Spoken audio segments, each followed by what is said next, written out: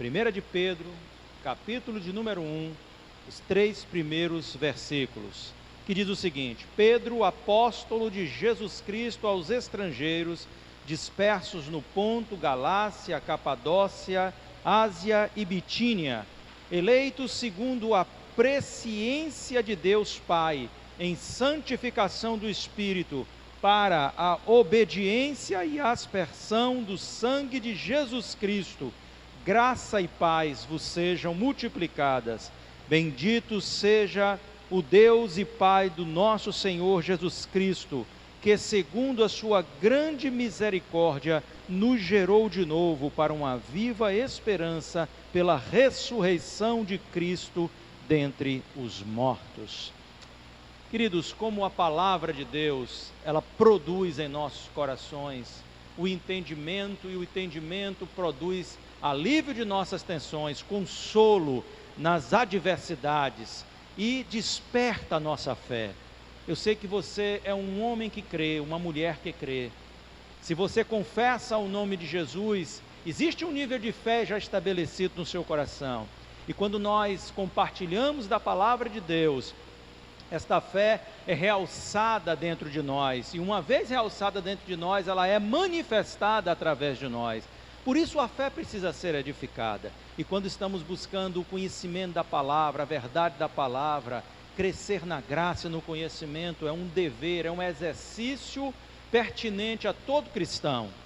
E nós nessa manhã estamos aqui para aprender de Deus. Vamos voltar ao texto, porque o texto é muito rico para conosco, é muito generoso. Pedro, ele traz um ensinamento extraordinário. Primeiro, é interessante a gente entender a quem Pedro está se dirigindo. Pedro está falando a um grupo de hebreus cristãos, convertidos ao cristianismo, que se encontravam dispersos por estes pontos, por essas localidades, as quais citamos aqui no versículo de número 1.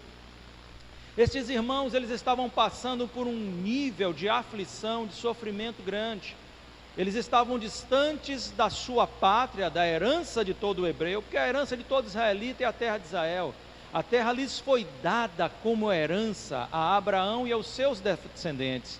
E eles estavam distantes de sua terra natal, passando por aflições e perseguições, mas a despeito dessas aflições, a despeito dessas angústias que eles vivenciavam, nós entendemos que a graça do Senhor estava sobre eles. Pedro está aqui afirmando: vocês são eleitos de Deus, eles são chamados assim. Não são as lutas, não são as aflições que nos distanciam daquilo que realmente somos, da nossa identidade cristã, queridos. Podemos passar por lutas, podemos passar por aflições, isso não descaracterizará jamais a nossa identidade, até porque nada nos separa do amor de Deus, que está em Cristo Jesus, o nosso Senhor e Salvador. Então, escrevendo aos eleitos, ele vai dizer que vocês são eleitos de Deus. Isso era um grande consolo para o coração destes homens, dessas mulheres que passavam por esses momentos de aflição. E ele diz: vocês são eleitos segundo a presciência de Deus. Ou seja, Deus os conheceu de antemão. Deus, pela sua presciência, ele antevê, ele atenta e ele age acerca dos acontecimentos futuros. Então ele sabe quem vai se converter, porque ele é Deus e ele vê o futuro e ele age em prol destas vidas. Mas também eles eram eleitos pela obra santificadora do Espírito Santo. Enquanto neste mundo, todos nós que somos eleitos, temos que ser santificados pela obra do Espírito Santo. O Espírito Santo está trabalhando na minha vida, na sua vida, e trabalhava na vida daqueles irmãos. O quanto isso serviu de consolo para eles, porque às vezes as provações trazem também um entendimento distorcido da realidade acerca das intenções de Deus para com as nossas vidas. Às vezes, porque estamos sendo perseguidos, começamos, ou porque passamos por um nível de aflição, um nível de luta. Nós estamos vivendo um tempo de grande aflição. E às vezes as pessoas então, quando a fé não está bem firmada na doutrina bíblica, começam a pensar: será que Deus se esqueceu de nós? Será que o Senhor está tentando para a minha vida? Talvez você que ouça essa mensagem, que tem um nível de edificação na sua fé maior, pense, isso não acontece comigo, mas lembre-se de que acontece com muitos de nós. E é por isso que as palavras são escritas aqui no sentido de atenuar este sofrimento e essas angústias interiores, porque o inimigo é especialista em lançar dúvidas ao coração, e quando ele explica a eleição destes irmãos, ele está dizendo: Deus os escolheu de antemão, Deus, ele trabalhou em prol da vossa salvação. Vocês também são pessoas eleitas para a obra da santificação do Espírito, ou seja, o Espírito está trabalhando na vida de vocês, está santificando, está usando este momento até de adversidade para produzir frutos dignos de louvor e glória ao nome do Senhor. E mais, vocês são eleitos para a aspersão do sangue de Jesus Cristo, ou seja, eles foram destinados a serem purificados pelo sangue precioso de Jesus Cristo, o nosso Senhor e Salvador. Que coisa maravilhosa, irmãos, que coisa extraordinária, que consolo isso deve ter produzido no coração dos irmãos, à medida de que eles se sentiram inseridos no contexto de igreja, no contexto de família, no contexto de povo de Deus. Pedro está dizendo a vocês, na saudação dele, ele diz aqui no versículo de número 2, no final deste versículo: graça e paz sejam multiplicadas. A vocês, a graça do Senhor, a paz do Senhor seja multiplicada. Deus não esqueceu de vocês. Esse é o desejo do Senhor, que a graça aumente na vida de vocês, que a graça é o favor de Deus não merecido, é o favor que atua em todas as áreas de nossas vidas, que promove proteção, que promove provisão, que promove acolhimento, que promove alívio de nossas aflições, e a paz que invade o nosso coração, a paz que toma os nossos sentidos, e mesmo em meio às lutas, ela é atuante, ela é vívida, ela é verdadeira. Tudo isso, aleluia, nos traz o entendimento de que somos participantes desta graça e desta nova vida em Cristo Jesus, o nosso Senhor. Então Pedro está escrevendo a estes irmãos, e ele vai trazer a motivação aos seus corações. Ele diz que estes irmãos, no versículo número 3 que nós lemos, que eles são gerados, ou seja, eles foram gerados ou nasceram de novo ele está apontando qual é a destinação, qual é o propósito de nascermos de novo. Sabe o que acontece muitas vezes, querido? As lutas às vezes distorcem a nossa visão espiritual. Talvez fosse o caso aqui. Não conhecemos todos os elementos acerca dos problemas vivenciados por esses irmãos, mas sabemos que o teor da carta, já desde o seu início, ela traz um consolo, um afago à alma e à fé desses indivíduos convertidos.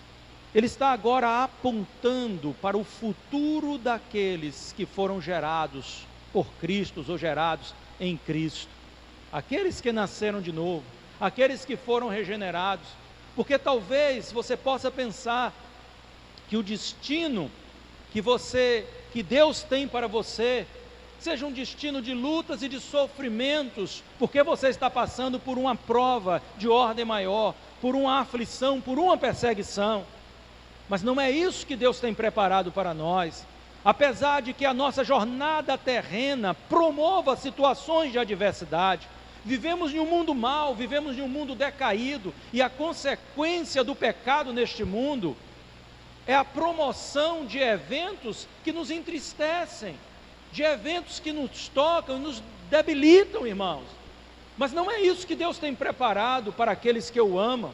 Deus preparou algo melhor para nós, e Pedro vai usar então este entendimento para consolar o coração dos irmãos, porque quando a igreja compreende o propósito pelo qual o Senhor nos gerou, para a qual o Senhor nos gerou, a igreja é consolada e é fortalecida através desse entendimento, para que a gente não venha a presumir de que estamos vivendo uma grande aventura nessa terra, de que Deus nos deixou aqui para viver uma grande aventura, salve-se quem puder. Não é nada disso. As nossas vidas estão nas mãos de Deus, tudo está sob o controle do Senhor. Deus determina todas as coisas e Deus tem um limite para todas elas. Ele põe fim às nossas lutas, Ele põe fim às nossas batalhas. Ele é quem diz o tempo certo de todas estas coisas, de todas essas adversidades caírem por terra diante dos nossos olhos, queridos. Todos nós somos acometidos por alguns problemas na vida, passamos por aflições, passamos por lutas, mas nós já temos o costume de colocar a coisa dessa forma, passamos. Isso implica em dizer que ninguém permanece para sempre em uma luta ou em uma aflição. Neste tempo presente existe uma luta, uma aflição determinada à humanidade, e nós estamos fazendo parte desse contexto, embora protegidos e guardados pela graça do Senhor. Mas a morte de um ímpio nos aflige. Essa questão nos aflige de muitas maneiras. Todavia, queridos irmãos, nós temos que ter em mente, a nossa fé tem que estar muito firme no Senhor, porque Deus nos tem destinado para algo extraordinário, e eu quero falar sobre isso.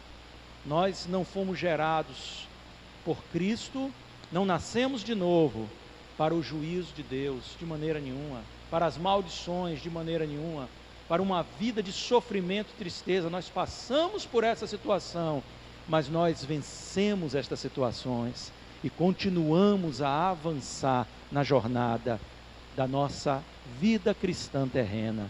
E eu quero compartilhar com você algumas coisas. Vamos ver então o que o texto nos ensina sobre o propósito de Deus para os nascidos de novo. É claro que nós não vamos nem de longe esgotar, este tema. Apenas vamos pensar algumas coisas que a partir do versículo 3 a seguir estão sendo dispostas aqui no texto bíblico. Eu vou falar sobre 3 coisas apenas, e a primeira delas se encontra no versículo de número 3. A palavra então afirma que nascemos de novo para uma viva esperança. Para uma viva esperança. Pensem que talvez no coração desses irmãos, como quem sabe no coração de alguém que me ouve através dessa mensagem, existia uma dúvida crescente. Talvez a esperança acerca de dias melhores estivesse sendo comprometida pelas circunstâncias adversas que se apresentaram ali. Será que virão dias melhores? Será que esta luta vai passar? Será que essa aflição vai acabar?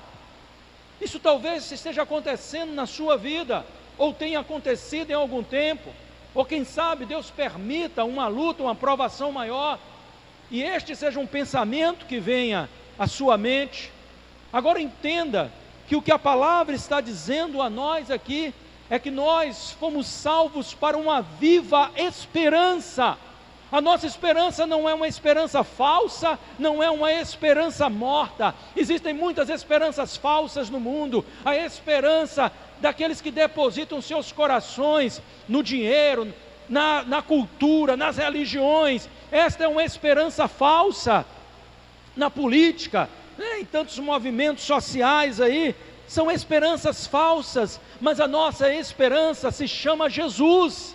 Nós estamos totalmente confiados nele e não temos nenhum espaço em nossos corações para ser preenchido por dúvidas e inquietudes quanto ao cumprimento de suas promessas, irmãos.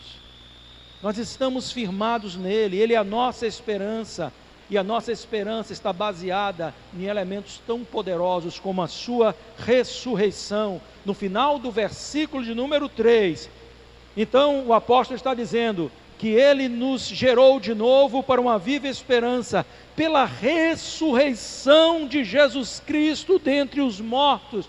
Ele está dizendo a base maior de nossa esperança é a ressurreição de Cristo dentre os mortos, porque se Ele ainda estivesse morto, não havia elementos para termos esperança de uma vida eterna, do cumprimento das suas promessas, do cumprimento proféticos em nossas vidas. Mas uma vez que Ele venceu a morte, demonstrando a sua divindade, demonstrando o seu poder, demonstrando a sua capacidade, então se estabelece aqui para todos os cristãos uma forte base de crença. Nós podemos esperar em Jesus, porque Ele é a esperança viva de todo aquele que crê, de todo aquele que é eleito, de todo aquele que é igreja do Senhor. Bendito seja o seu eterno nome. Mas ainda, nós nascemos de novo, conforme o versículo de número 4, para uma herança que possui características incomparáveis.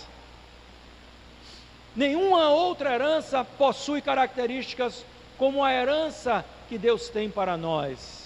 Aleluias! Bendito seja o nome do Senhor. Eu disse aqui no início, esses irmãos estavam distantes da sua herança.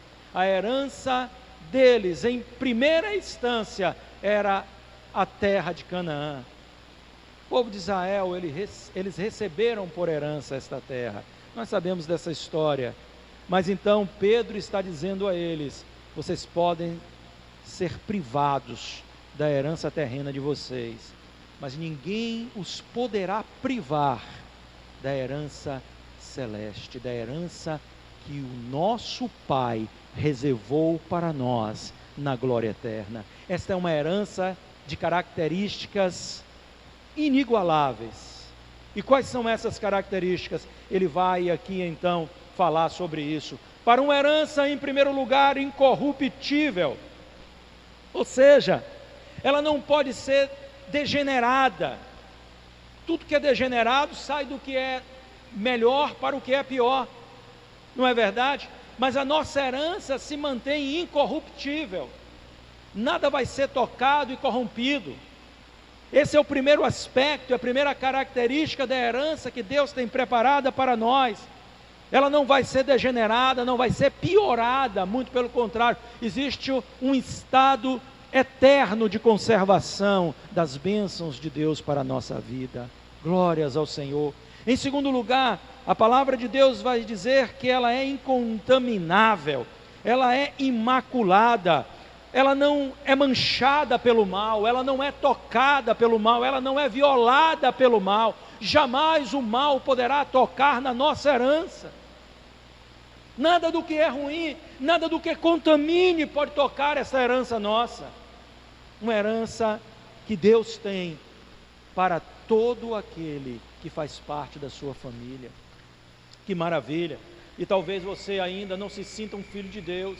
Talvez você ainda, às vezes por chavão as pessoas dizem, todos nós somos filhos de Deus, mas na verdade não sente em si, né, a realidade do novo nascimento, porque é assim que nós entramos na família de Deus. Não existe adesões, não existe parentes distantes, todos são filhos ou não são nada.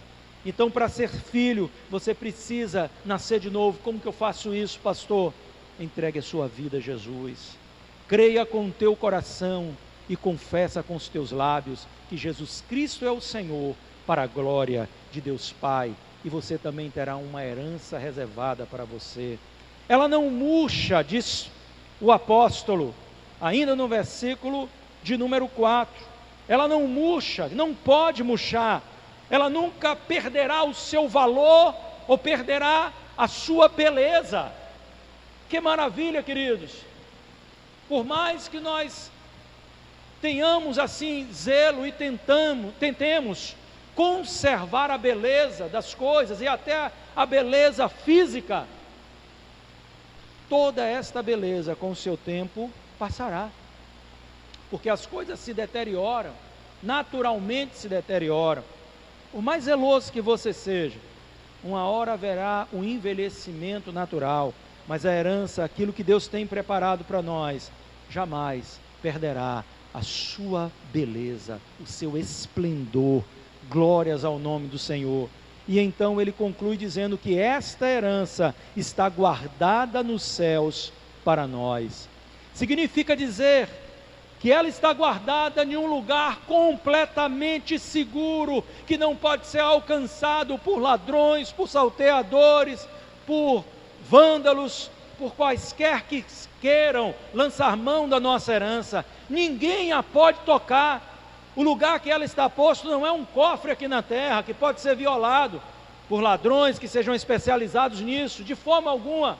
Ela está guardada nos céus. Bendito seja o nome do Senhor, porque aquilo que Deus tem reservado para mim, aquilo que Deus tem reservado para você, aquilo que estava reservado para estes irmãos eleitos, mesmo passando por lutas e aflições, não deixaram de ser filhos, não deixaram de ser herdeiros de Deus e co-herdeiros com Cristo, e aquilo que Deus tinha para a vida deles, ninguém jamais poderia violar, poderia tocar, porque o Senhor estava guardando todas estas coisas nos céus.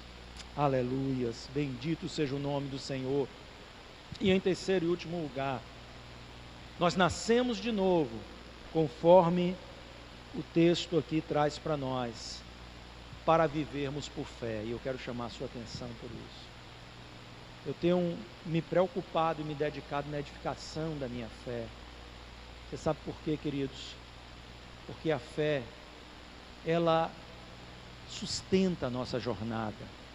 Claro, o que sustenta a fé é toda a base bíblica, mas a fé sustenta a nossa jornada. É através da fé que nós alcançaremos a salvação daquele grande dia, a redenção daquele grande dia, a glória daquele grande dia, quando estaremos unidos com o Senhor na glória eterna. E nós precisamos compreender que a nossa fé produz frutos excelentes em nossas vidas. Ela é responsável por grandes vitórias, por grandes acontecimentos em nossas vidas. E Pedro não deixou de falar sobre a fé. Ele aborda esse aspecto. Versículo de número 5, ele diz que mediante a fé, mediante a fé. Então nós, mediante a fé, recebemos estas bênçãos e estas vitórias da parte de Deus. Mediante a fé, nós em primeiro lugar somos guardados pelo poder de Deus nessa jornada terrena, é o que está afirmando aqui no texto. Mediante a fé estáis guardados pelo poder de Deus para a salvação, já prestes para se revelar no último tempo. Ele ainda afirma que esta salvação, ela é iminente, ela já está a ponto de ser revelada, e o que sustenta nessa jornada é a nossa fé. E aí nós somos guardados pelo poder de Deus, porque cremos no poder de Deus. João afirma em 1 de João 5,18, aquele que é nascido de novo, Deus o guarda, e o maligno não toca. Olha que coisa extraordinária. Quando você tem a noção dessas coisas, e a sua fé está depositada em verdades bíblicas como essa, você não titubeia. Nós não estamos aqui neste mundo vivendo uma aventura, e muito menos estamos à mercê dos ataques de Satanás. Não estamos debaixo de um juízo de Deus, irmãos. Embora essa situação toda seja com certeza juízo de Deus sobre a terra, nesses dias difíceis, mas nós não estamos debaixo do juízo do Senhor. Nós podemos passar pela provação, enquanto Deus julga as nações, mas nós somos preservados pelo poder de Deus, guardados pelo poder de Deus, isso mediante a nossa fé. Você precisa crer para estar firme, você precisa ter convicção que o poder de Deus age em relação à conservação da tua vida, a preservação da tua integridade física, mental, moral e especialmente espiritual neste mundo. Entenda o que nós estamos afirmando aqui, porque isso é de extrema relevância para que nós estejamos então bem alicerçados nas convicções que nós temos acerca de toda a doutrina da palavra de Deus. Bendito seja o nome do Senhor. Mas também no versículo 6, nós entendemos que mediante a fé, somos preservados nas tristezas que as provações produzem em nossas vidas. Somos preservados nas tristezas, nas angústias, porque é fato que o nosso coração se entristece, que angústias vêm a nós. Mas quando a fé é ativa em nossas vidas, ela se sobrepõe sobre todos esses sentimentos adversos. Então a fé produz luz ao nosso coração, e a paz de Cristo, a graça do Senhor nos toca, irmãos. Perceba que quando nós começamos a ter uma atitude de fé em relação a qualquer situação que esteja nos debilitando, quando nós começamos a exercitar a nossa fé em relação a essa situação, nós começamos a prevalecer sobre essa situação. Mas não é assim. Deus vai dar vitória, as coisas não vão ficar assim. O Senhor é conosco, o Senhor vai nos abençoar, o Senhor vai nos fortalecer, o Senhor vai nos dar o fim que nós estamos procurando. O inimigo não vai prevalecer. O que vai prevalecer contra a nossa vida? O vírus que está aí fora? Não vai prevalecer, irmão. Nossa vida não está nas mãos do inimigo, não está a dispor de qualquer um que queira lançar mão dela. Você acha que alguma coisa nos pode tocar sem a permissão de Deus? Jamais. O Senhor está no controle de nossa vida. Mas vem depois uma situação financeira adversa.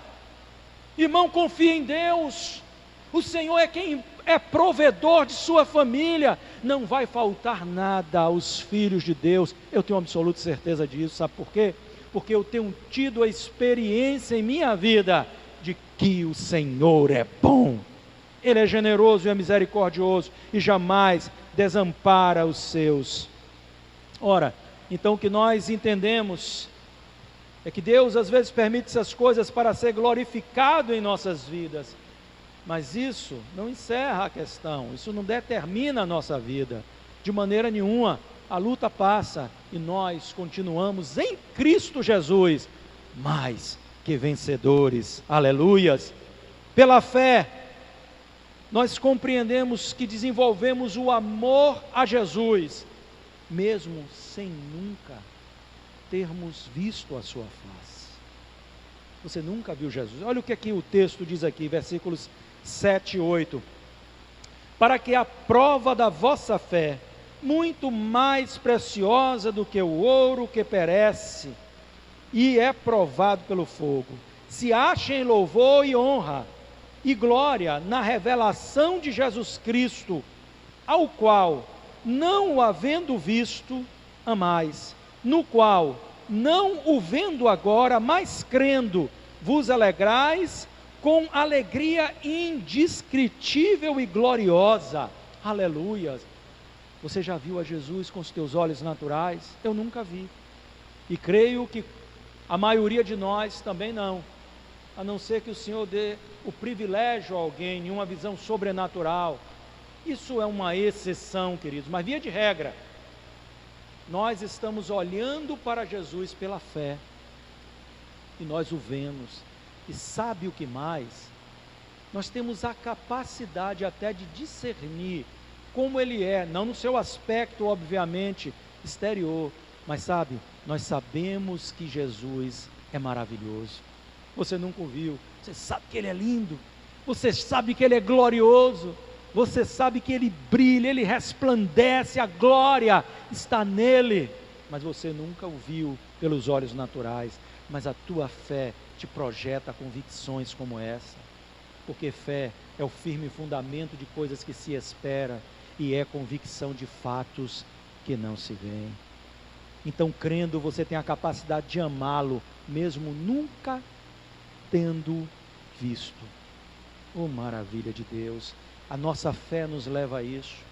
Isso era a mensagem que Pedro estava levando aos irmãos. Irmãos, vivam pela fé, porque pela fé vocês amam a Jesus que nunca viram. Talvez a maioria deles nunca tivessem visto a Jesus, ou talvez a totalidade deles. Algum talvez tenha tido o privilégio de, no tempo que Jesus esteve, lá em Israel, estar lá e ter visto, mas a maioria com certeza não. Então ele estava dizendo, vocês creem em Cristo que vocês não viram, então creia em todo benefício, em toda boa promessa, em toda bênção do Senhor para a vida de vocês, não tenham dúvida disso, e vocês vão vencer as adversidades, e vocês vão olhar para o futuro de vocês e compreender que existe graça, glória, paz e honra no futuro de todo cristão. E por fim, no versículo 8, ele então afirma, isso que eu já estou falando aqui faz parte, desta conclusão, e por fim a nossa fé nos conduzirá à salvação da nossa alma. Então, no final, no versículo de número 9, melhor dizendo, ele vai dizer: alcançando o fim da vossa fé, a salvação das vossas almas. Perseverem na fé, porque a fé nos está conduzindo a este momento, a salvação das nossas almas. E aqui ele não está falando da salvação no dia que você recebeu Jesus como Senhor e Salvador de sua vida. Ele está falando a conclusão, ao desfecho. Eu quero chamar a sua atenção para que você tenha todo o cuidado com a sua fé. Nós estamos precisando exercitar a nossa fé, viver por fé, viver pela fé, é o dever de todo cristão. E o Senhor diz que se nós retrocedermos, a alma dele não tem prazer em nós.